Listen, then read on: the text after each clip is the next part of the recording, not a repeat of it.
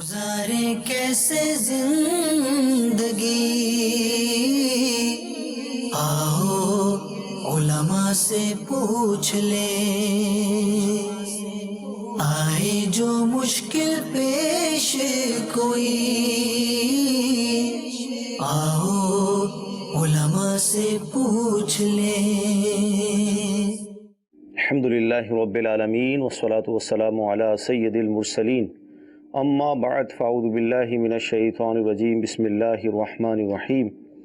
الصلاة والسلام علیک یا رسول اللہ وعلی آلک واصحابک یا حبیب اللہ، الصلاة والسلام علیک یا نبی اللہ وعلی آلک واصحابک یا نور اللہ۔ میٹھے میٹھے اسلامی بھائیوں اور مدنی چینل کے ناظرین، سلسلہ دارالفتہ اہل سنت میں ایک بار پھر آپ کو مرحبا کہتے ہیں۔ ابتداً درود پاک کی فضیلت عرض کی جاتی ہے کہ فرمان مصطفیٰ صلی اللہ تعالی علیہ وسلم ہے، جب جمعرات کا دن آتا ہے اللہ تعالیٰ فرشتوں کو بھیجتا ہے جن کے پاس چاندی کے کاغذ اور سونے کے قلم ہوتے ہیں، اور وہ لکھتے ہیں کہ کون یوم جمعرات اور شب جمعہ مجھ پر کثرت سے درود پاک پڑھتا ہے۔ صلو علی الحبیب صلی اللہ تعالی علی محمد صلی اللہ علیہ وسلم۔ مدنی چینل کے ناظرین، الحمدللہ اس سلسلے کی برکت سے ہم بہت سارے مسائل سیکھتے ہیں، آج بھی انشاءاللہ عز و جل سیکھیں گے۔ مفتی حسان صاحب تشریف فرما ہیں، آئیے آپ کی کالز کو ہم شامل سلسلہ کرتے ہیں۔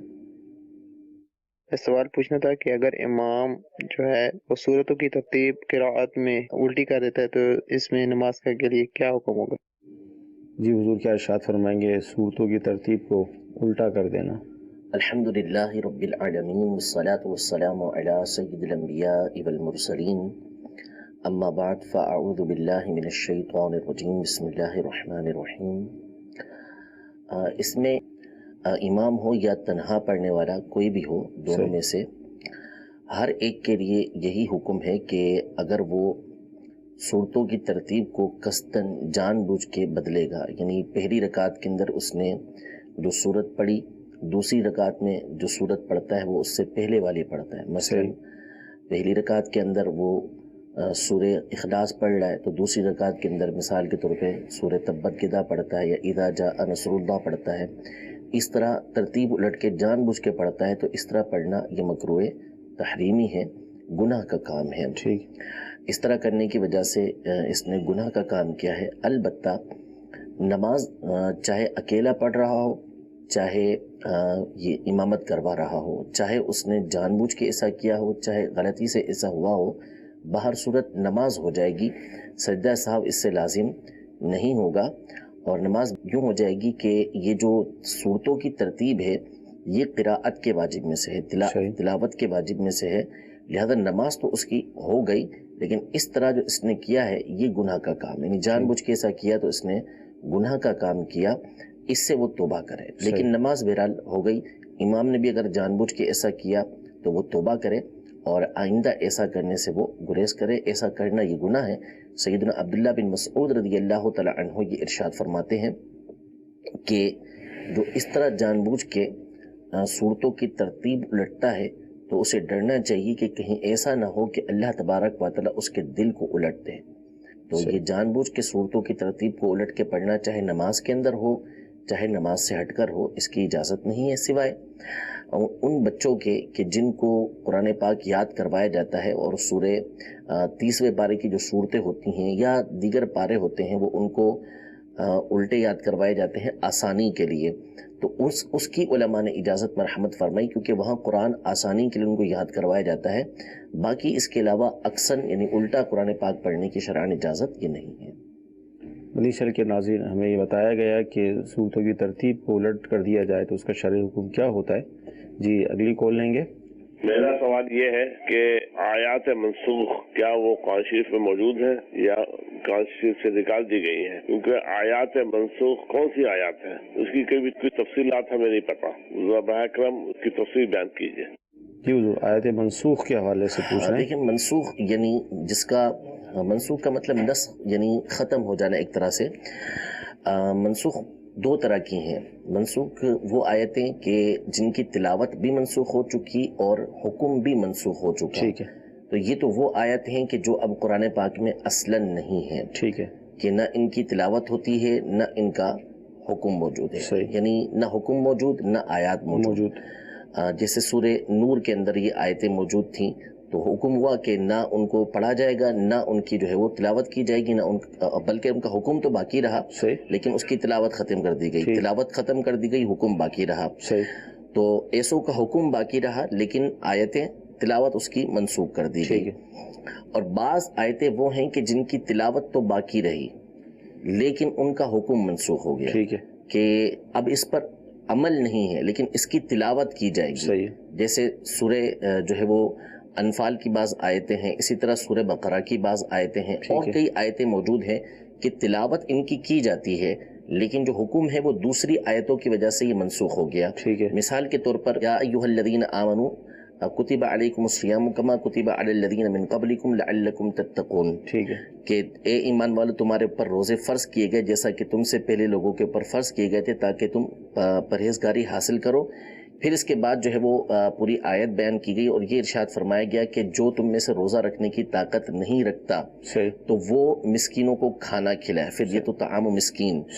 تو لیکن یہاں پر پھر جو ہے وہ جو طاقت رکھتا ہے اس کے لیے بھی حکم دیا گیا لیکن پھر اس کو منسوخ کر دیا گیا. ایک قول کے مطابق یہ منسوخ ہو گیا کہ اب اس کا حکم نہیں، جو طاقت رکھتا ہے وہ تو روزہ رکھے گا لیکن جو شیخ فانی ہو گیا وہ روزہ نہیں رکھ سکتا تو وہ فدیہ دے سکتا ہے. تو بہرحال بعض آیتیں وہ ہیں کہ جن کا حکم باقی رہا اور تلاوت منسوخ ہو گئی، اور بعض آیتیں وہ ہیں کہ جن کا حکم بھی منسوخ ہو گیا، جن کی تلاوت بھی منسوخ ہو گئی، اور بعض آیتیں وہ ہیں کہ جن کا حکم باقی رہا اور تلاوت جو ہے وہ منسوخ کر دی گئی ہیں. لیکن یہ ہمیں کیسے پتہ چلے گا کہ وہ کون سی آیت ہیں؟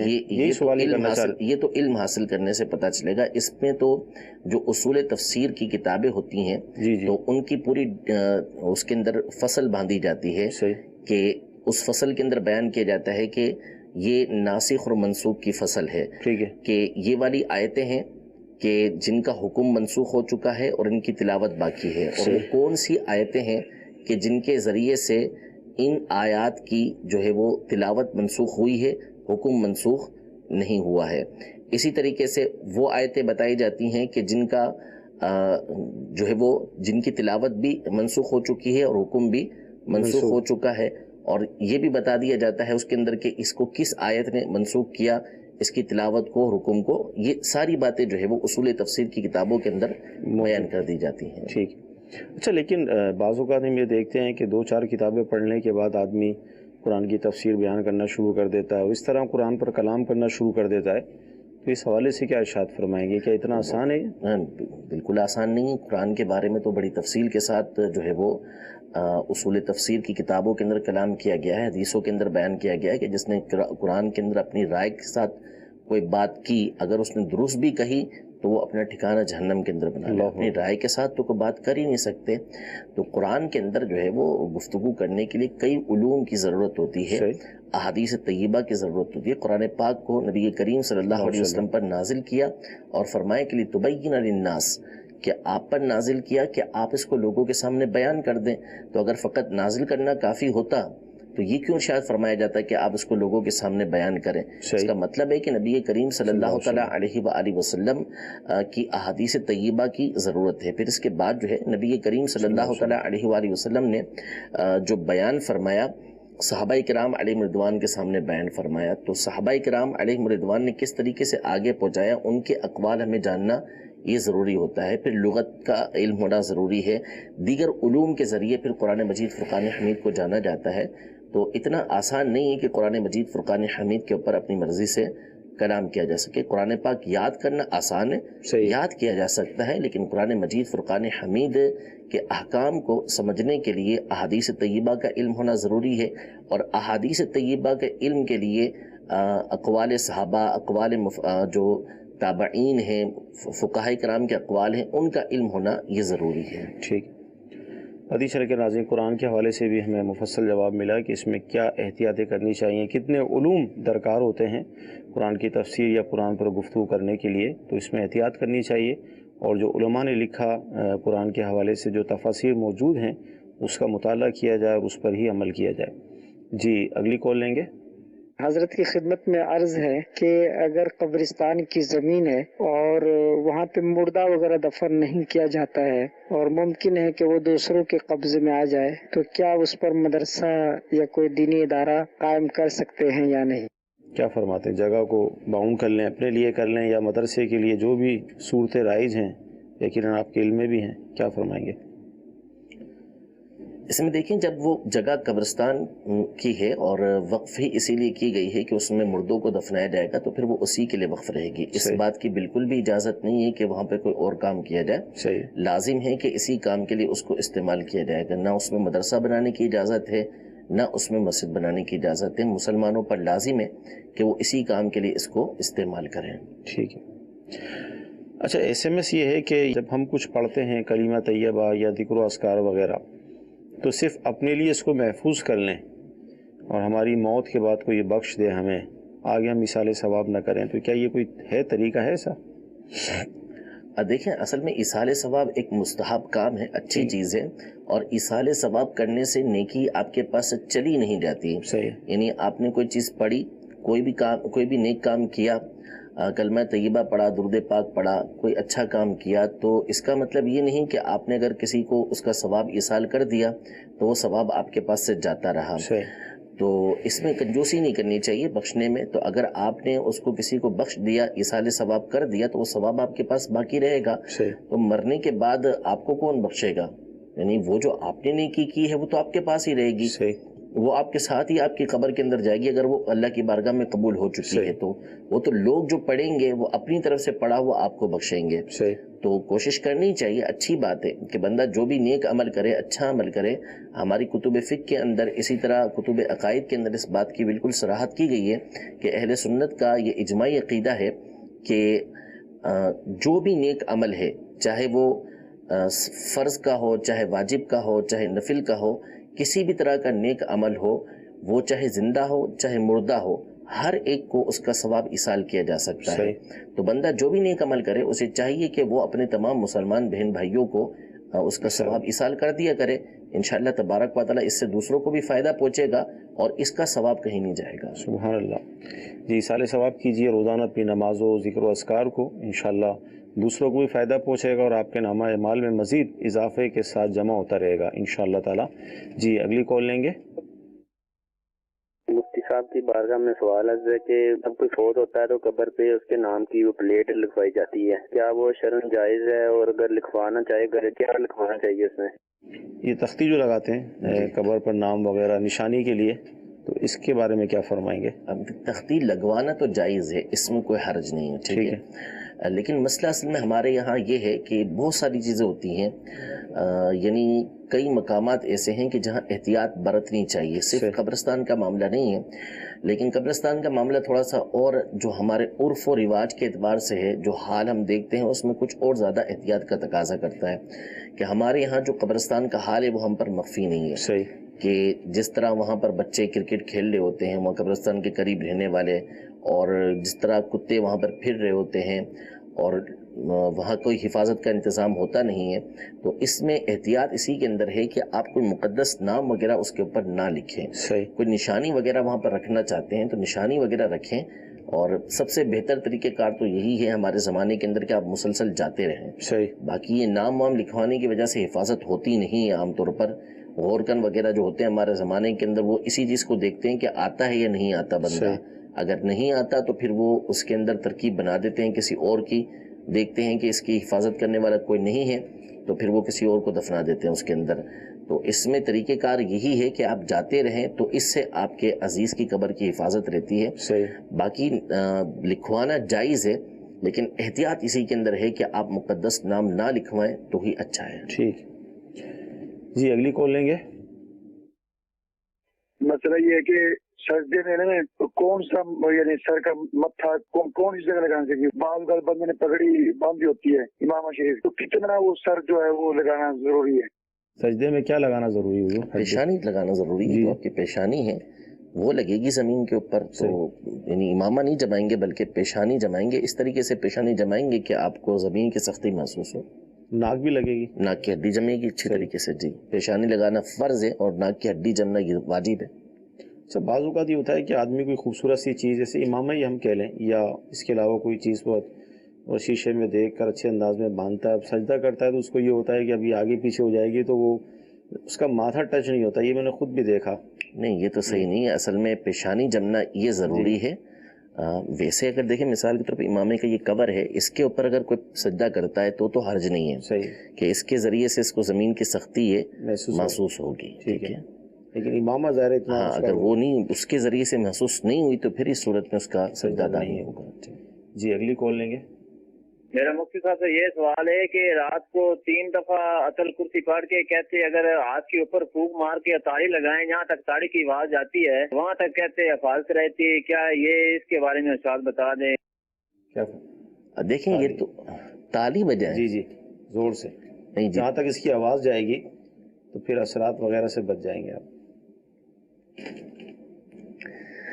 تالی کا تو مجھے نہیں پتا کہ تالی کی وجہ سے کچھ ایسا ہوتا ہے، تالی بجانے کی تو بہرحال شرعاً اجازت نہیں ہے کہ تالی جو ہے وہ لاو و لعب کے طور پہ ہوتی ہے، اور ہمارے علماء نے اس سے سختی سے منع کیا کہ تالی نہیں بجائی جائے گی۔ بہرحال باقی کہ آیت الکرسی پڑھنے کی بہرحال فضیلت آئی ہے کہ آیت الکرسی جب بندہ پڑھتا ہے تو آیت الکرسی کی وجہ سے جو ہے صرف آیت الکرسی پڑھیں گے تو انشاءاللہ 40 گھر جو ہیں اس کے ارد گرد اس کی حفاظت رہے گی انشاءاللہ تبارک و تعالیٰ۔ تو یہ تالی والی نہ بجائیں، ویسے ہی آیت الکرسی پڑھ لیں، انشاءاللہ فائدہ ہوگا انشاءاللہ۔ جی اگلی کال۔ نماز جنازہ کے اندر 3 تکبیریں یا 5 تکبیریں ادا کی جائیں تو ایسی صورت میں شرعاً کیا حکم ہے؟ اچھا کم کر دیں یا زیادہ کر دیں؟ نہیں، نماز جنازہ کے اندر 2 رکن ہیں، ایک تو قیام اور دوسرا جو ہے وہ 4 تکبیریں ہیں، تو اگر 3 تکبیریں کہیں تو اس صورت میں تو رکن ہی ادا نہیں ہوگا، ٹھیک ہے، تو اس لیے 3 تکبیروں کی صورت میں تو نماز جنازہ ادا ہوگی نہیں، چوتھی تکبیر کہنا یہ ضروری ہے۔ 5ویں تکبیر کہی تو نماز تو ادا ہو جائے گی لیکن وہ سنت نہیں ہے، سنت یہی ہے کہ 4 ہی رہیں، 4 سے زیادہ ادا کی تو ٹھیک نہیں ہے، لیکن بہرحال 4 تکبیر ادا ہو گئیں تو نماز تو بہرحال ادا ہو چکی ہے، تو چوتھی تکبیر ادا کرنا ضروری ہے، اس کے بغیر نہیں ہوگا۔ جی اگلی کال۔ حضور میں نے یہ پوچھنا تھا کہ جو وطر کی قضا ہے وہ کیسی پڑھی جائے، اور رات کو تہجد میں پہلے وطر پڑھا جائے یا تہجد کے نفل پڑھے جائیں؟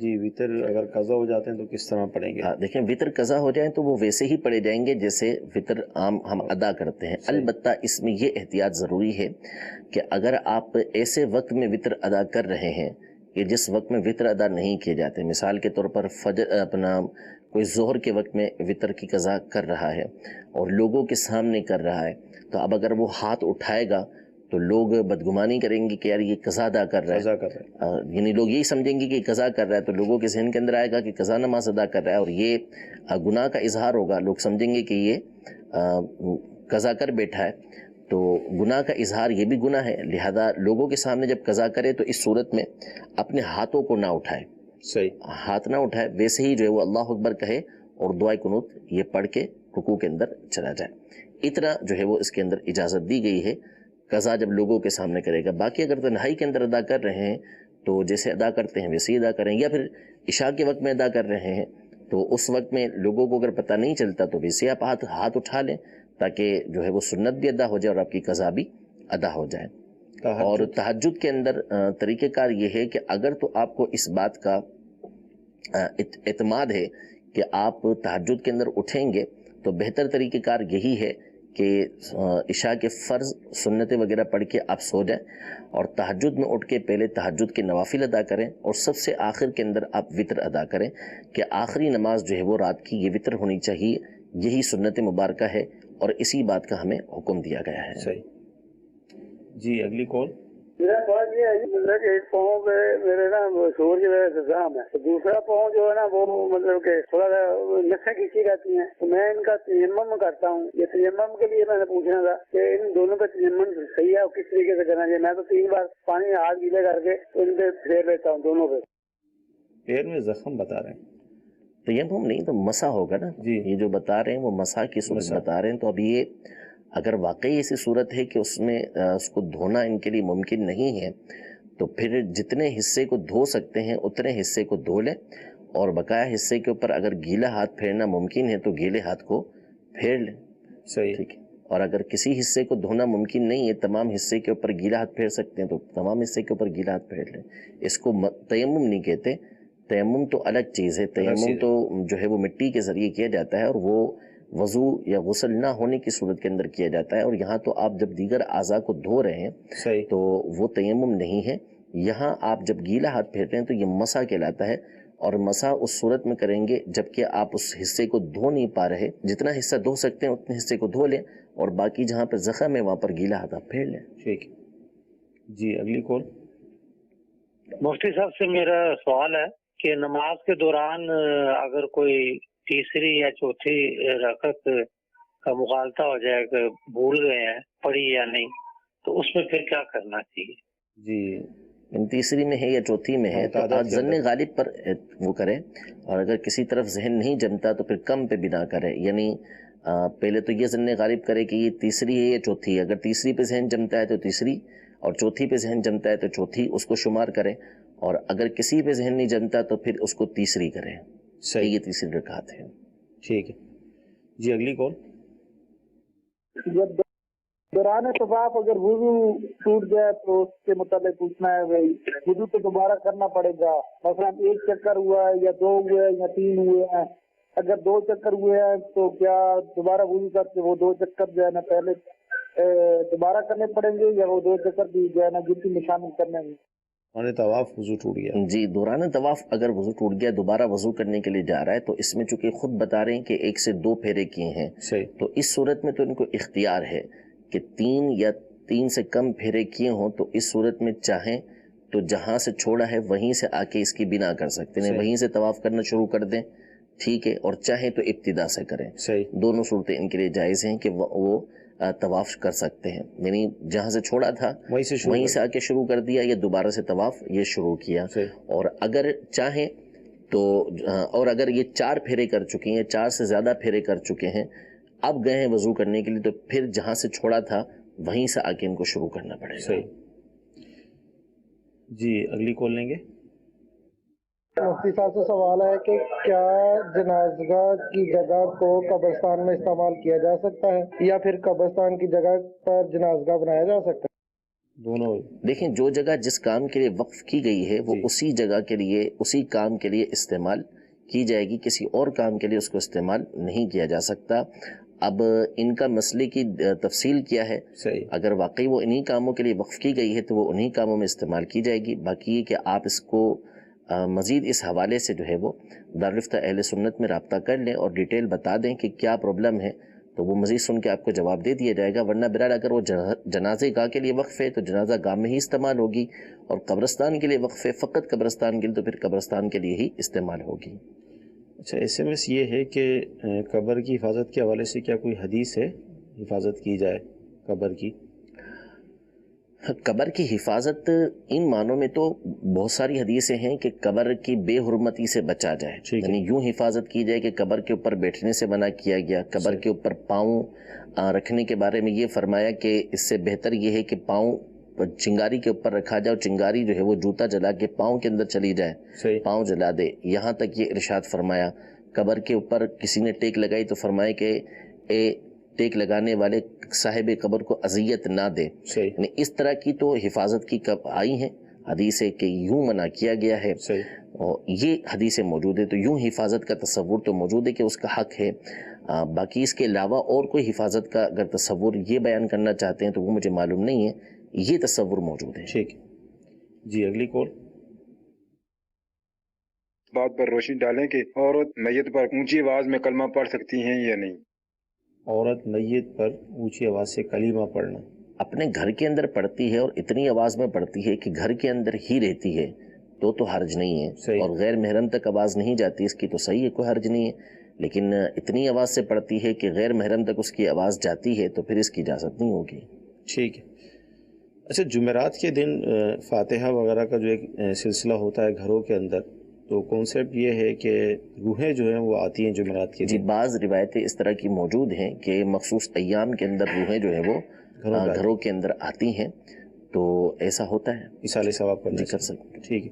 اچھا ایصال ثواب جو ہم کرتے ہیں جیسے کھانا سامنے وغیرہ رکھتے ہیں یا فروٹ وغیرہ، تو SMS یہ ہے کہ جو انڈا ہوتا ہے ایگ، اس کو نہیں رکھنا چاہیے، کیسی کوئی صورت ہے؟ مختلف اصل میں تصورات ہیں ہمارے یہاں. دیکھیں میں پہلے بھی بیان کر چکا ہوں اور اب پھر دوبارہ بیان کر دیتا ہوں کہ بنیادی اعتبار سے جو اہل سنت کا عقیدہ ہے ایصال ثواب کا، وہ یہ ہے کہ ہم ایصال ثواب کو ایک مستحب عمل مانتے ہیں. صحیح ہے. یعنی یہ ایک مستحب کام ہے، ایک اچھا کام ہے کہ بندہ نیکی کرے، نیکی کرنے کے بعد وہ کسی بھی زندہ یا انتقال کیے ہوئے کو اس کا ثواب پہنچا دے. ٹھیک ہے. پہلے سے نیت کر لے کہ میں یہ عمل کر کے اس کو ثواب پہنچاؤں گا، یا بعد میں نیکی کر کے وہ اس کو ایصال ثواب کر رہا ہے، دونوں میں کوئی حرج نہیں ہے. ٹھیک ہے. اس کے لیے چاہے وہ دن مقرر کرے چاہے نہ کرے، دونوں چیزیں درست ہیں. ہمارے نزدیک نہ دن مقرر کرنا ضروری ہے، کوئی ضروری نہیں کہ دن مقرر کرے، بلکہ دن مقرر کرنے کو اگر کوئی واجب سمجھتا ہے تو ہم اس کو غلط قرار دیتے ہیں کہ دن مقرر کرنا یہ واجب نہیں ہے، اور دن مقرر کرتا ہے تو اس میں کوئی حرج بھی نہیں ہے. کہ احادیث طیبہ سے مختلف نیک کاموں کے لیے دن کو مقرر کرنا یہ ثابت ہے کہ نبی کریم صلی اللہ علیہ وسلم مسجد قباء ہر ہفتے کو جایا کرتے تھے. صحابہ کرام علیہم رضوان کا مختلف نیک کاموں کے لیے دن مقرر کرنا یہ ثابت ہے. حضرت عبداللہ بن مسعود رضی اللہ تعالیٰ عنہ ہر جمعرات کو تابعین کو جو ہے وہ واعظ و نصیحت کیا کرتے تھے، بخاری شریف کی حدیث طیبہ کے اندر موجود ہے. تو اگر دن مقرر کرتا بھی ہے تو بھی کوئی حرج نہیں ہے، لیکن اس کو واجب سمجھنا یہ ٹھیک نہیں ہے. ایصال ثواب کے لیے بھی دن اگر کوئی مقرر کرتا ہے تو اس میں کوئی حرج نہیں ہے، جبکہ وہ اس کو واجب نہ سمجھے. واجب ہمارے یہاں سمجھا بھی نہیں جاتا. اسی طرح کھانا سامنے رکھنا یہ بھی جائز ہے، کوئی اس کے اندر حرج نہیں ہے. کھانا سامنے رکھا ہوا ہے تو بھی درست ہے، اگر کھانا سامنے نہیں ہے تو بھی اس کے اندر کوئی حرج نہیں ہے. کھانے میں ہر حلال چیز جو سامنے رکھی ہوئی ہے وہ رکھنا جائز ہے. کوئی بھی حلال چیز ہو، پاکیزہ چیز ہو، وہ رکھنا جائز ہے، چاہے وہ انڈے کی صورت میں ہو چاہے وہ مچھلی کی صورت میں ہو، کوئی صورت ہو اس کو رکھنا یہ درست ہے. اب ہوگا یہ کہ چونکہ ہمارے یہاں ہوتا یہ ہے کہ چونکہ فاتحہ پڑھ کے بندہ اللہ تبارک و تعالیٰ کے کلام کی تلاوت کرتا ہے فاتحہ کے اندر اور متبرک نام لیتا ہے، تو اس صورت میں پھر اس کو پھونک مارتا ہے. تو اب وہ جو کلام اللہ کو پڑھی ہوئی پھونک نکلتی ہے تو چونکہ وہ تبرک والی پھونک ہوتی ہے جو اس کھانے کے اوپر لگتی ہے، تو امام اہل سنت رحمۃ اللہ تعالیٰ نے بڑی خوبصورت بات کی ارشاد فرمائی کہ پھر وہ ایسی چیز ہو کہ جس کا ہر جز کھا لیا جائے. سبحان اللہ. تاکہ کوئی چیز جز اس کا ضائع نہ ہو. تو کوشش یہ کرنی چاہیے کہ ایسی چیز ہو کہ جس کا ہر جز یہ کھا لیا جائے. لیکن بہرحال کوئی بھی چیز ہو جو حلال طیب پاک ہو اور حلال روزی کے ساتھ ہو، وہ سامنے رکھی ہو تو اس کے اندر کوئی حرج یہ نہیں ہے. ٹھیک ہے جی، اگلی کال لیں گے. میں محمد شہباز درگاہ خان سے بول رہا ہوں. جب ہم نماز پڑھنے جاتے ہیں مغرب کی تو مچھر ہوتے ہیں، کیا کوئی ہم دوائی لگا سکتے ہیں؟ جی، مچھر وغیرہ کی کثرت کی وجہ سے بالکل دوائی لگا سکتے ہیں، لیکن ایسی دوائی لگائیں کہ جس کے اندر ایسی بو نہ ہو کہ جو آپ کے لیے یا کسی دوسرے نمازی کے لیے اذیت کا سبب بنے. یعنی اگر آپ نے ایسی دوائی لگائی کہ جو بو والی ہے یا ایسی اس کے اندر خوشبو ہے کہ جو دوسروں کے لیے اذیت کا سبب بنتی ہے، تو پھر وہ نہ لگائیں. کہ جس چیز سے انسان کو تکلیف پہنچتی ہے اس سے فرشتوں کو بھی تکلیف پہنچتی ہے. تو اب اگر آپ مسجد کے اندر ایسی دوائی لگا کر جائیں گے کہ جو دوسروں کے لیے تکلیف کا سبب بنتی ہے تو پھر اس کی اجازت نہیں ہوگی. صحیح. اچھا، ایس ایم ایس یہ ہے کہ میں روزہ رکھنا چاہتی ہوں لیکن گھر والے یہ کہتے ہیں کہ جو ماں ہے جو بچے کو دودھ پلاتی ہے تو وہ روزہ نہ رکھے، جیسے رجب کے مہینے، شعبان کے مہینے، تو کیا فرماتے ہیں؟ اب دیکھ لیں کہ اصل میں نفلی روزے ہیں. جی جی. تو اس میں اگر واقعی ان کے روزے رکھنے کی وجہ سے ان کے بچے کے اوپر جو ہے وہ فرق پڑ رہا ہے کہ دودھ کی کمی کی وجہ سے بچہ بھوکا رہ جاتا ہے، اگر واقعی ایسا ہے، صرف گھر والے جو ہے وہ شفقت اور مہربانی کی وجہ سے اس طرح کہہ رہے ہیں، کچھ بھی نہیں، تو کوشش کریں کہ روزہ رکھ لیں. صحیح. لیکن اگر واقعی بچے کے اوپر ایسا فرق پڑ رہا ہے تو پھر اس میں احتیاط کریں کہ بچے کی جو پرورش ہے وہ ضروری ہے اور اس کو دودھ پلانا ضروری ہے، کہ اس کو دودھ پلائیں. اور اگر فرق نہیں پڑ رہا کہ سحری کے اندر اچھی بڑی غذا یہ لے لیتی ہیں کہ جس سے جو ہے وہ بچے کو سارا دن دودھ پلانے میں آسانی رہتی ہے، تو ٹھیک ہے جو ہے وہ روزہ رکھیں اور بچے کو دودھ بھی پلائیں. صحیح. جی، اگلی کال. گجرانوالہ سے بول رہا ہوں، حاجی اشرف. درود پاک چھوٹے سے چھوٹا کون سا پڑھنا چاہیے؟ چھوٹے سے چھوٹا الفاظ میں درود پاک وہ تو کوئی بھی پڑھ سکتے ہیں کہ صلی اللہ علی محمد، یہ بھی درود پاک ہے. صلی اللہ علیہ وسلم، یہ بھی درود پاک ہے. الصلاۃ والسلام علیک یا رسول اللہ، یہ بھی درود پاک ہے. البتہ درود پاک ہو یا کوئی دوسرا ذکر ہو، اس حوالے سے علماء نے ایک خوبصورت بات کی ارشاد فرمائی ہے جس کو اپنے پیش نظر رکھنا چاہیے کہ اصل مقصد اس میں نبی کریم صلی اللہ علیہ وسلم کی بارگاہ میں چونکہ ایک ہدیہ درود آپ پیش کر رہے ہیں تو آپ کی توجہ اس کی طرف ہونی چاہیے. اب ہوتا یہ ہے کہ جب ہم مسلسل ایک درود پاک پڑھتے ہوئے جا رہے ہوتے ہیں کہ درود پاک پڑھنے صلی اللہ تعالی علی محمد صلی اللہ تعالی علیہ وسلم، تو بسا اوقات چونکہ یہ زبان پہ جاری ہو چکا ہوتا ہے تو ہماری توجہ ہٹ جاتی ہے، صرف وہ زبان پہ جاری ہوتا ہے، دلی توجہ نہیں رہتی. تو اس لیے بعض علماء نے یہ خوبصورت بات ارشاد فرمائی کہ صیغے تبدیل کر لیں. جب صیغے تبدیل کرے گا تھوڑی دیر کے بعد تو پھر توجہ درود پاک کی طرف آ جائے گی کہ صلی اللہ تعالی علی محمد صلی اللہ علیہ وسلم، کچھ دیر کے بعد الصلاۃ والسلام علیک یا رسول اللہ وعلی آلک واصحابک یا حبیب اللہ، یا الصلاۃ والسلام علیک یا رسول اللہ، اس کے اندر جو آخری یا رسول اللہ یا حبیب اللہ یا نبی اللہ یا رحمت للعالمین یا شفیع المذنبین، یہ القابات نبی کریم صلی اللہ تعالی علیہ وآلہ وسلم کی تبدیل کرتا رہے گا تو اس سے بھی اس کی توجہ درود پاک کی طرف یہ رہے گی. تو یوں تبدیل کر کے پڑھتا رہے تاکہ اس کی توجہ یہ درود پاک کی طرف رہے. ٹھیک ہے. اچھا SMS یہ ہے کہ جو عورتیں ہیں، خواتین ہیں، حجر اسود کا بوسہ یہ کس طرح دیں؟ وہاں جو بعض اوقات رش ہوتا ہے، ازدحام ہوتا ہے، اس حوالے سے کیا فرمائیں؟ دیکھیں اس میں خواتین ہوں یا مرد ہوں، حجر اسود کا بوسہ یہ سنت مبارکہ ہے، ٹھیک ہے، اور سنت مستحبہ ہے.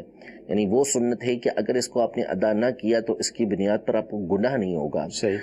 اگر تو آپ ہیں احرام کے اندر تو یہاں پہ دو بنیادی باتیں دیکھنا ہوں گی. نمبر ایک تو یہ کہ حجر اسود پہ چونکہ بہت زیادہ خوشبو لگائی جاتی ہے، تو اس لیے احرام کی حالت میں اگر آپ اس کو چومیں گے اور آپ کو خوشبو لگ گئی اور خوشبو ایسی لگی کہ دیکھنے والے کہتے ہیں کہ یہ زیادہ ہے تو اس صورت میں تو دم لازم آ جائے گا، اور دیکھنے والے کہتے ہیں کہ کم ہے تو پھر اس صورت میں جو صدقہ لازم آ جائے گا. تو اس اعتبار سے بھی احتیاط کرنا پڑے گی. دوسری اس میں احتیاط یہ کرنا پڑے گی کہ وہاں پہ ہوتا ہے ازدحام، رش ہوتا ہے، لہذا اس صورت میں جب آپ وہاں پہ جائیں گے قریب میں تو پھر آپ کو اس انداز میں بوسہ دینا ہوگا کہ کسی کو نہ آپ ماریں گے نہ کسی کو دھکا دیں گے، اس کی بھی شرعاً اجازت نہیں ہوگی. اور اگر آپ احرام میں نہیں ہیں تو اب اگرچہ خوشبو والا معاملہ تو آپ کے ساتھ نہ رہا، لیکن ظاہر ہے کہ یہاں پر مارنے کی، دھکا دینے کی، عورتوں سے ٹکرانے کی یا عورت کو مرد سے ٹکرانے کی اجازت نہیں رہے گی. حجر اسود کو چومنا، حجر اسود کو بوسہ دینا یقیناً بہت بڑی سعادت کی بات ہے، اس سے کوئی انکار نہیں کرے گا.